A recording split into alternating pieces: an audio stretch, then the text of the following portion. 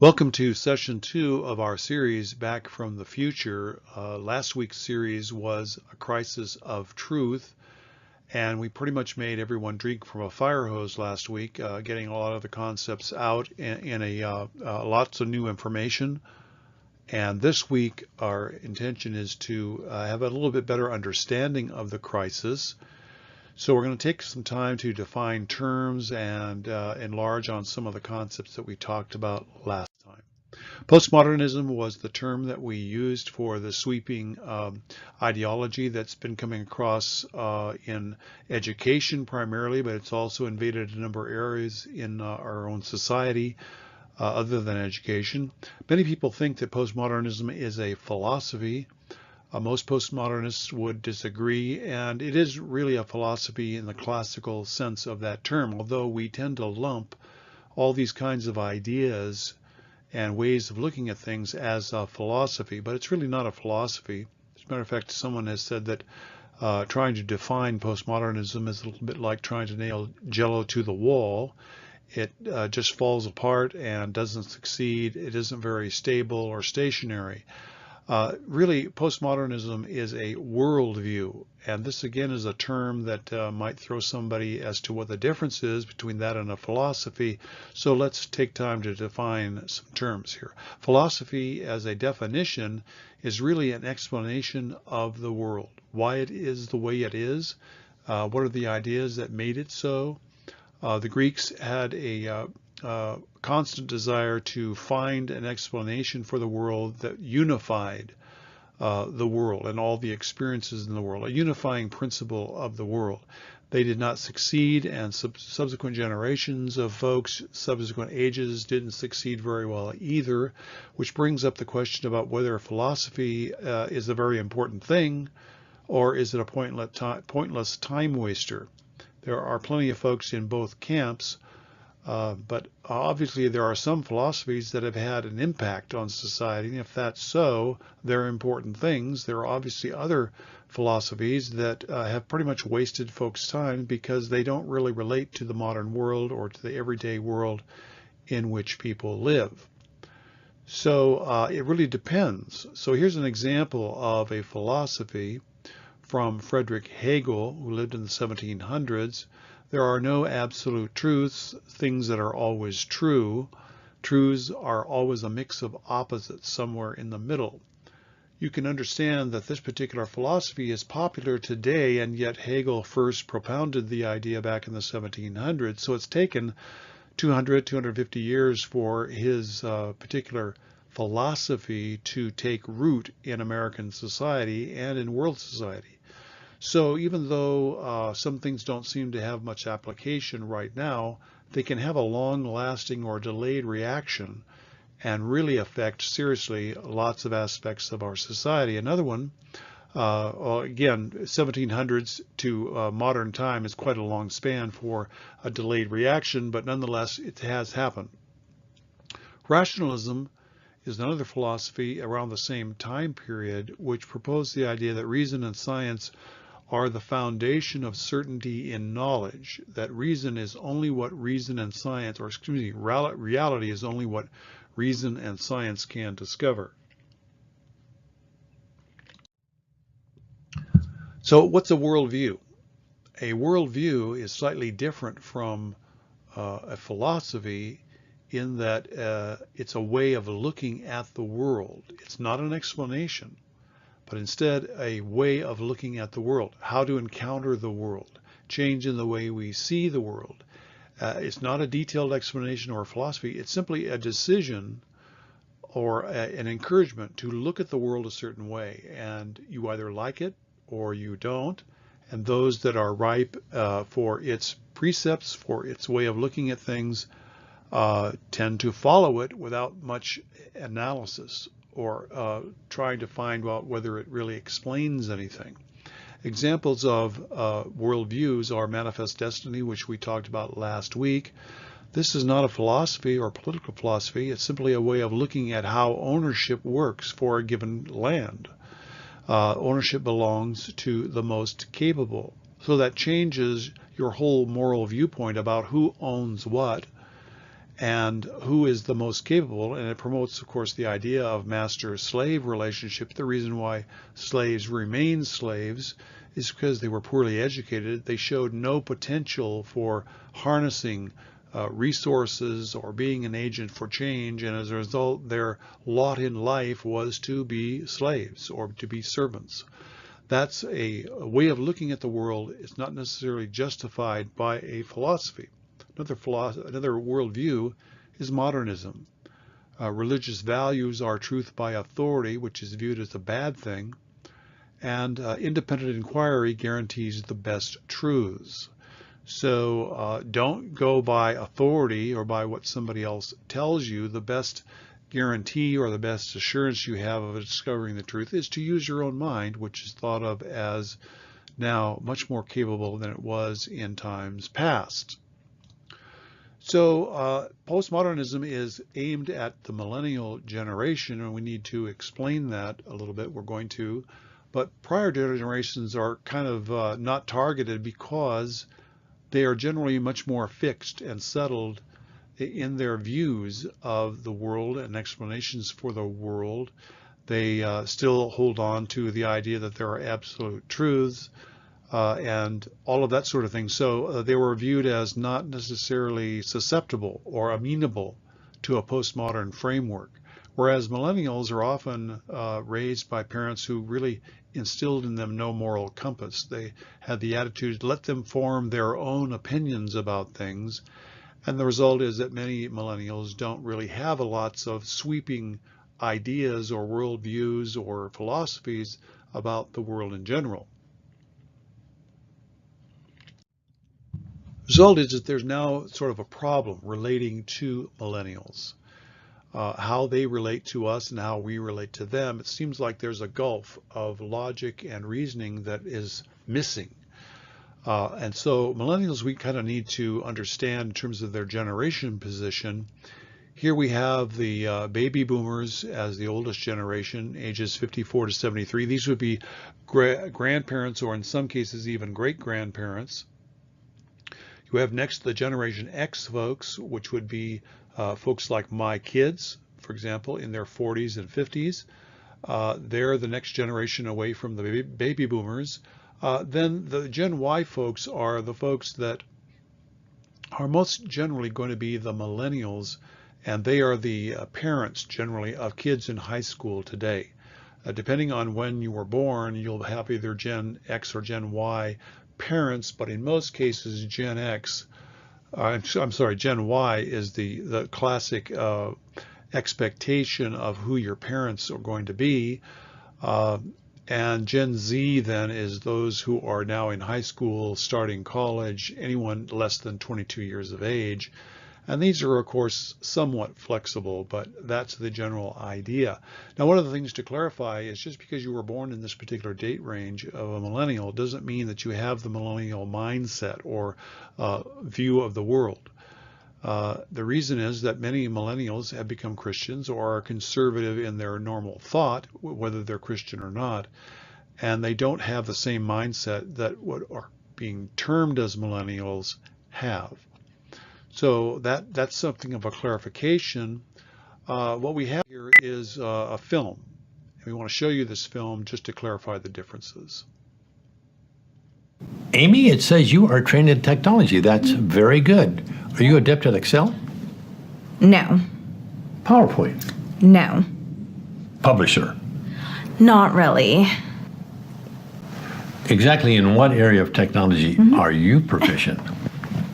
Snapchat, Pinterest, Instagram, Vine, Twitter. You know, the big ones. I'm surprised you didn't say Facebook. That's for old people, like my parents. That's funny. Well, Amy, when you're working for me, you have to have those kind of research skills because I'll send you things for you to comb through and get the answers and send them to me. So for that, you got to be really good at technology. For stuff like that, no problem. I'll just ask Siri. You'll just ask Siri? You know, Siri tell me this, Siri find me that. We're all good at getting you the answers. Tell Siri I want you ready to go at 8 sharp each and every morning. I don't understand What don't you understand? what you just said. You don't understand. Be ready to go? No. You said 8, right? Yes. 8 like in the morning 8? Yes, in the morning. Yeah. That kind of doesn't work for me. Who gets up at 8? I do. I Skype with my French boyfriend in Paris until like 3 in the morning. I don't even get to Starbucks until like 10, where I order my grande chai tea latte, 3 pump skim milk, light water, 2% foam, extra hot but not too hot. So if it's okay, I work best in the morning at 10:45. Wow. Amy, I don't think we're going to be a good fit. Why are you so negative? I can sense your hostilities, and right now I am not feeling very safe. I've been here for over 5 minutes, and the only nice thing you have said to me was nice resume, which I typed all night for this meeting with you. You've given me no guidance, no validation, no encouragement, no supervision. Is there an HR director somewhere? HR director? Yes, I need to speak to someone. I may have to take off today as a mental health day. Take the day off. Amy, look at me. You don't work here. Are you firing me? Okay, yes.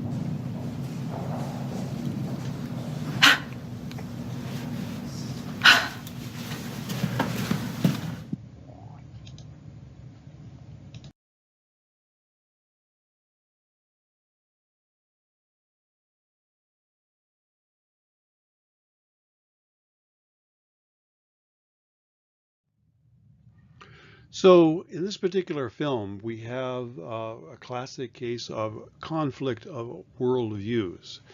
In the case of the two people here, you might say there's a conflict of the work ethic worldview. And if we ask the question, what are the areas that were in conflict?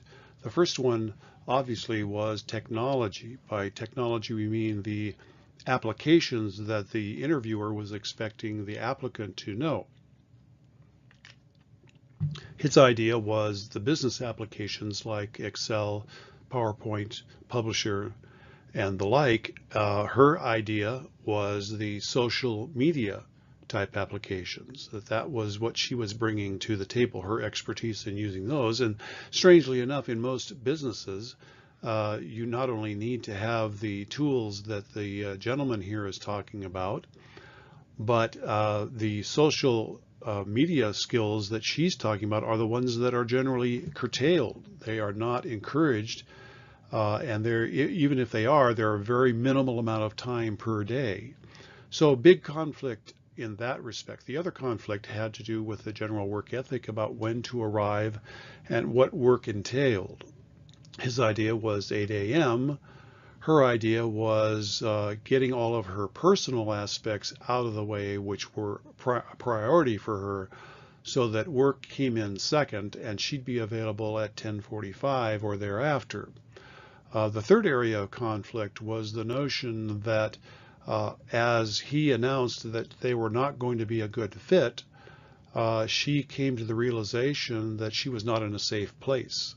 This is a modern invention, a modern way of speaking and thinking.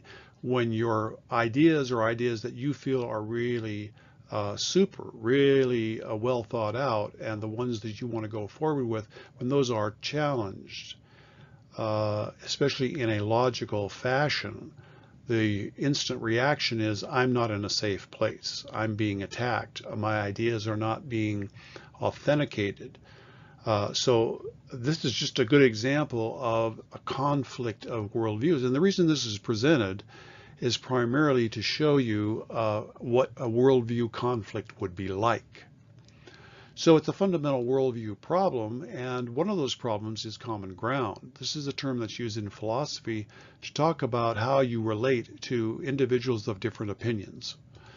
So as we look at a timeline here, you have the Christian worldview facing the Greco-Roman worldview. This would be in classical times, and that kind of dilemma or that kind of arrangement would prevail all the way up into the 1800s, 1900s, in terms of the secular world would have essentially a Greco-Roman worldview of things, and then the Christian worldview was brought in via the New Testament, and so it had survived that same period of time, but in a different realm.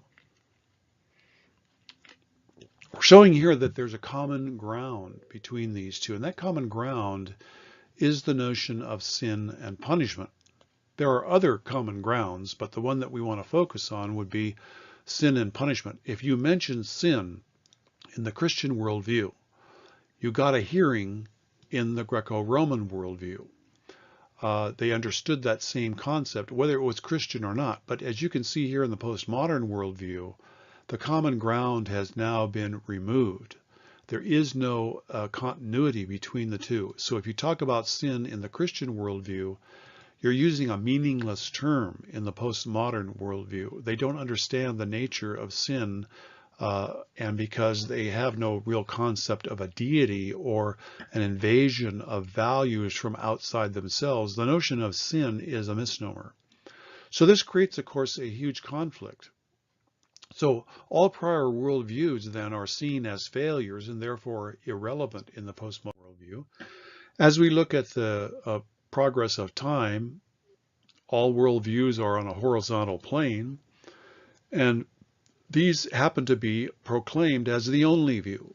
In other words, the idea that there are vertical views, views that come from heaven, or metaphysical views are rejected. Those kinds of ideas are rejected. That we're going to look for solutions on the horizontal plane because that's the only one that really exists.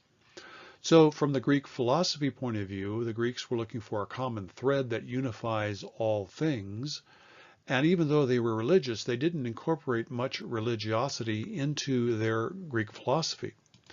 These, of course, failed and did not answer the mail in terms of describing the world adequately.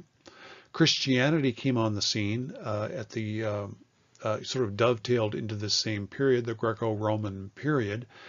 And although Christianity is a success story from heaven's point of view, from the world's point of view, it was a failure because it had one major difficulty, and that is for it to work, everyone needed to be Christian. If you tried to legislate Christianity, you would have a large population that did not believe, and therefore they were only doing it by reason of force or by law. And that's why when Constantine declared Christianity the national or the state religion, everyone didn't just convert in heart and in truth to Christian values, and there were all kinds of conflicts as a result.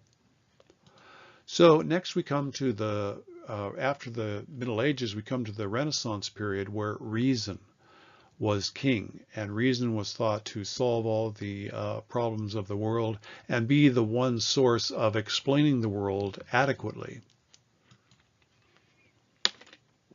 Difficulty with the Age of Reason is that it brought about, within just 10 years of Voltaire's death, the guillotine as a solution to man's problems, or to the problems that were facing France in the 1700s.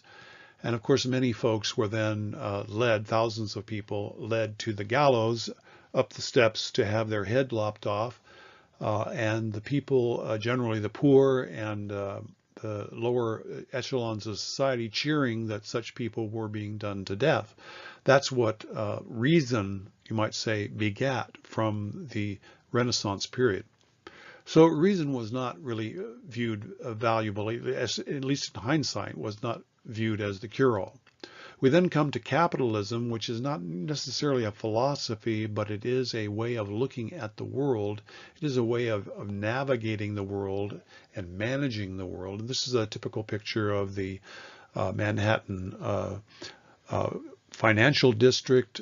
All of these buildings, this whole conglomerate of steel and concrete, is the result of a capitalist viewpoint of the world. And capitalism simply means the use of money, the monetary power of money.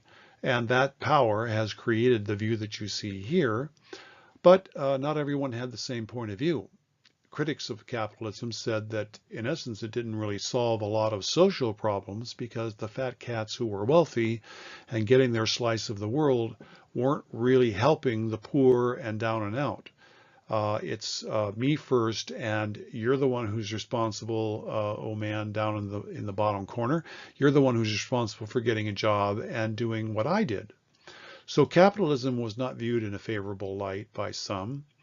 And as a result, communism was an attack on capitalism, if you read Karl Marx, in which communism felt that the fair way to deal with society is to redistribute assets, wealth, and power and authority so that all people will have enough to eat, enough clothing to wear, and a place to live. The problem is, of course, that it required force. That's why there's a symbol here of the hammer and the sickle. The hammer was needed to get people to work, and you can understand that if you're only going to be paid the same regardless of what effort you make, there's no incentive. And so that's why many communist countries are as poor as they are and not well developed. We then have democratic socialism. This came about in the 2016 election, where socialism, which is really a precursor to communism, was deemed as democratic, which in some strange way means that everyone gave their consent or would give their consent, but it had the same basic principles of redistribution of wealth and a fair, equitable distribution of assets and lifestyle and other aspects. And in that way, there'd be enough money to go around and poverty would be solved and all kinds of things. Again, Bernie Sanders is the chief proponent of that. And again, he lost on that particular platform. So we come then to the definition of postmodernism, just to sort of clarify what we've been discussing. No universal truths. I determine truth for myself versus truth is determined for me. I determine meaning as opposed to whatever was originated in the piece that I'm looking at, whether it's artwork, music, anything else, literature. All values are equal and legitimate versus only the traditional ones are valid. I can create my own identity, not the one that is given or determined for me. And so I can go about inventing myself, and that's just as good as anything else that's been given to me. So postmodernism kind of becomes this bucket of many different ideas in many different areas of society, and then they are connected by a common thread or a rationale, which is what the postmodern philosophers have put together. And that's what we wanted to take a look at. We want to see those pieces and see how they have affected society. And the reason is that these individual pieces wind up being the things that people see.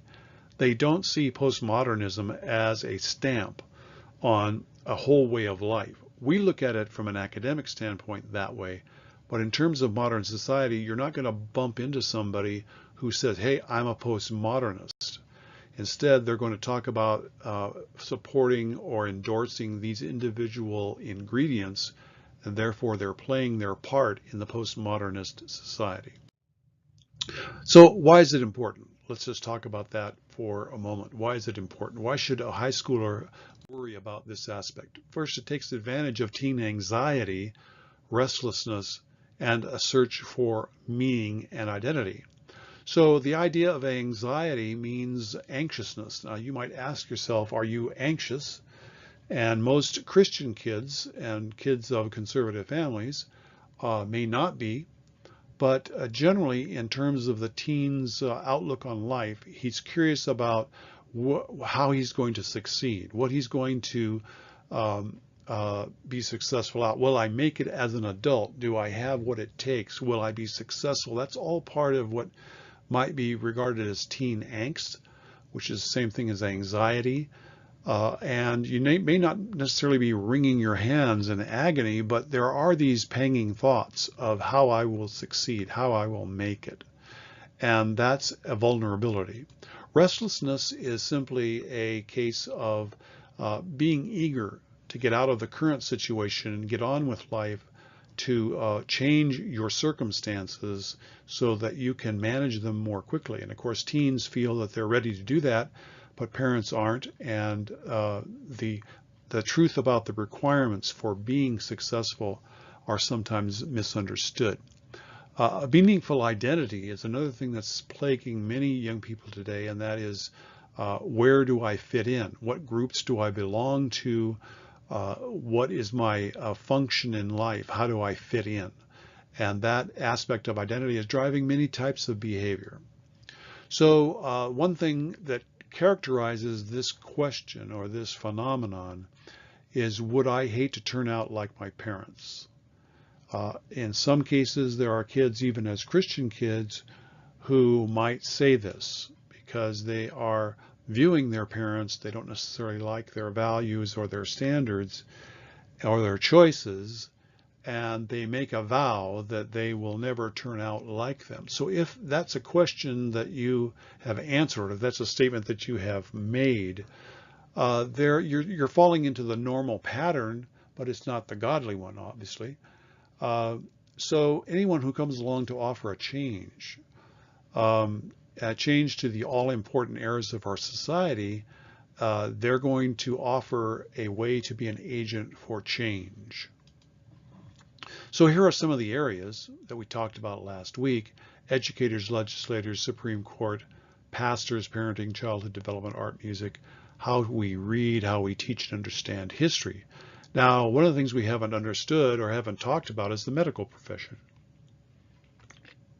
But you might want to think about the idea that if you are a person who is 78, 80, maybe 86 years old, and you come down with a rather fatal, serious illness, and there is a way in which you can be cured, or there's a way in which your time can be extended. You can take on a treatment, have an operation, but it's quite expensive.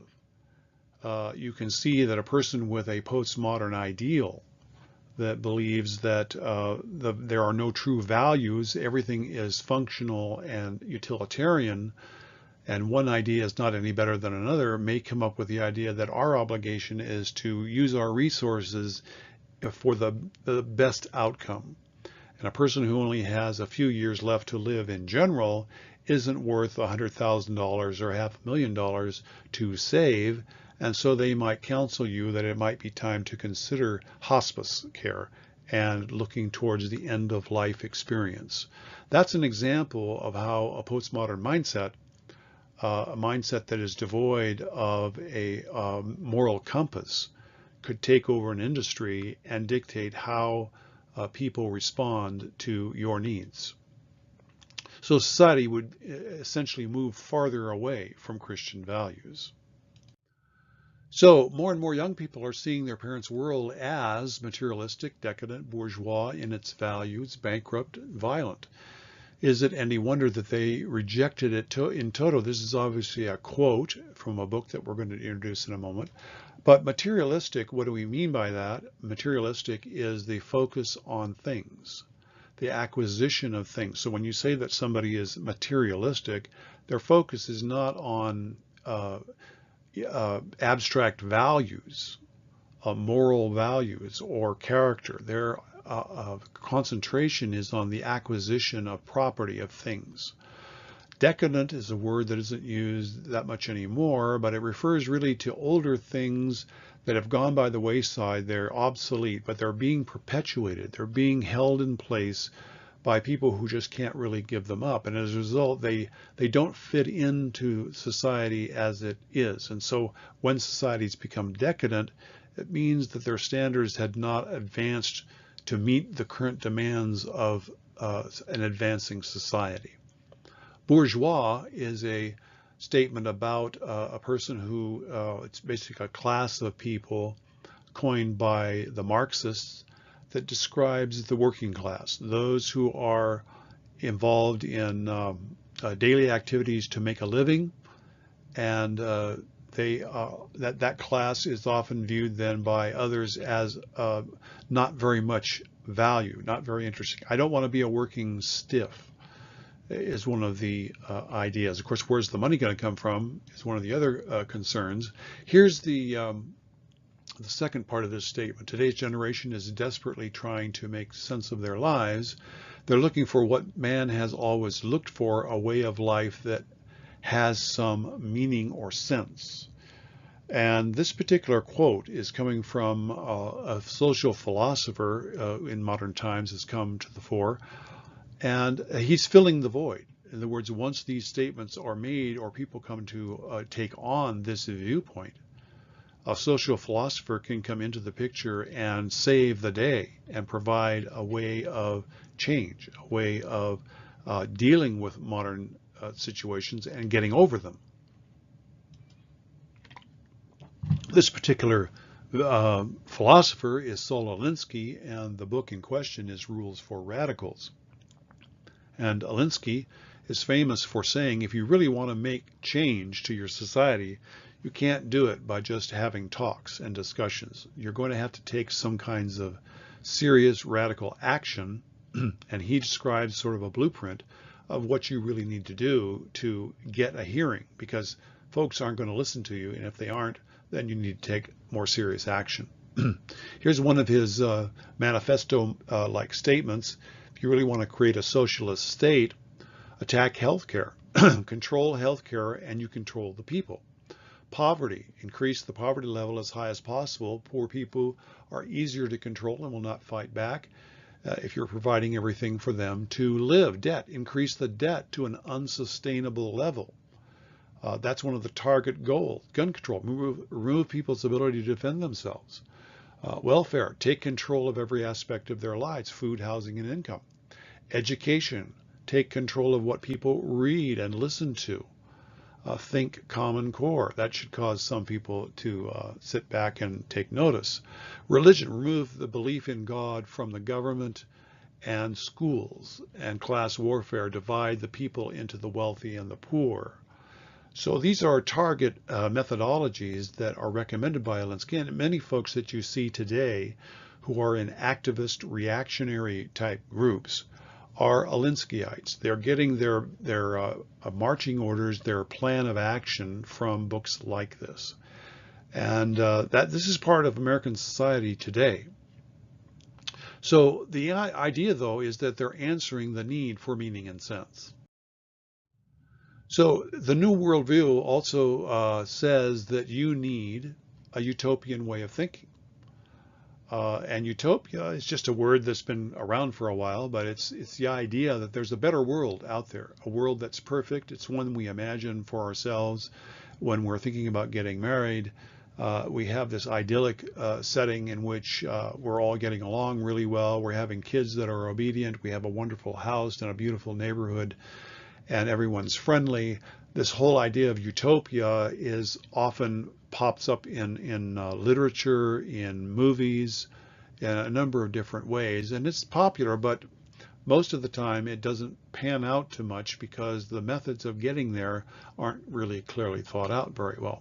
Here are some of the thinkers that are utopian in their thought. Hitler, the idea of a Third Reich, the idea of Germany that ruled the world and solved all the world's problems was a utopian idea. Ayn Rand, in her books, Fountainhead and a number of other books, describes how the world really ought to be and how an organization that follows her thinking, a government, a society that follows her thinking would be a better society. Walden 2 by B.F. Skinner is the book that you might get assigned in high school if it's still on the list of reading material. But it again described a utopia that was unfortunately achieved through forced behavior modification. In other words, there needs to be a change in behavior by people. You can't expect them to do it willingly. Therefore, it has to be in some way enforced. And Walden 2 pictures what that society would be like, for good or ill. So again, through enforced behavior modification. But again, Margaret Sanger is another utopian type thinker.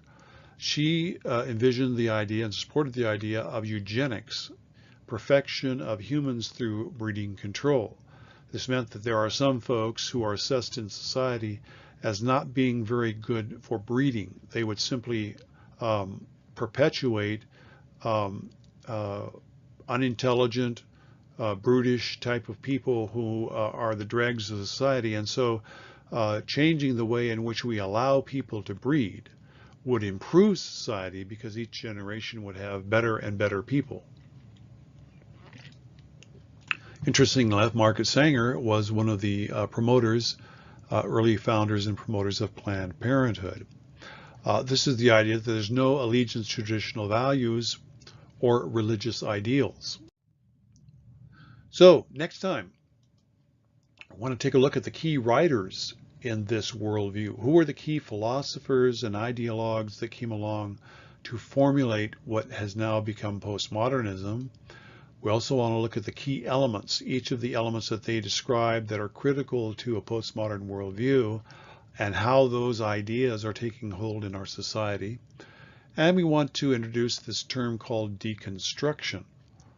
That's a really big word, and it's another one like postmodernism, but it has a firm place within the postmodern world, and you'd be surprised at how far down in the education cycle this word is being used.